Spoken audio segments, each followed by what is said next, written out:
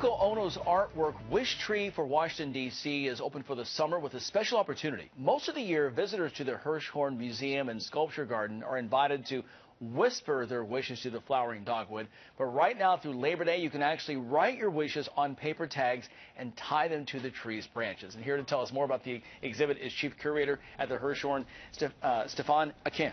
Yes. Did I say it correctly? You said it correctly. Excellent, Stephane. Good to see you. Good to see you. See you too. How exciting is this? You know, we were talking just now that you know, so many people know Yoko with John Lennon, the Beatles, but she actually, you guys have she's a lifelong artist. She's fantastic. Yeah, and she's been celebrated over the last years by many great institutions. MoMA has an exhibition right now. So she was an artist connected to a movement that we called Fluxus, early 60s artist movement that tried to bridge life and art, and was famous for various performances.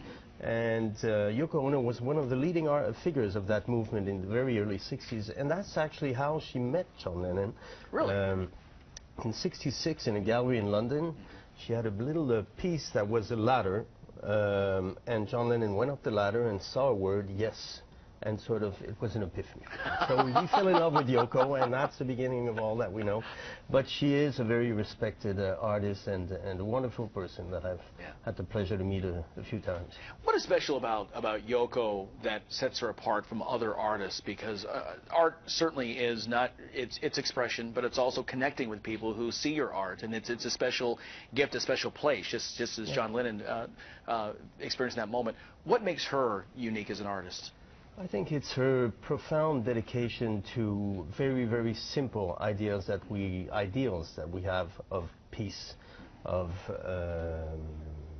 liberty, of being oneself, and she has been dedicated to this idea of peace for years. And the wish tree, of course, is one of these beautiful expressions.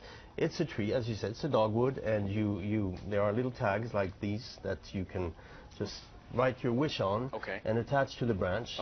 And she's edited this tree in a number of cities.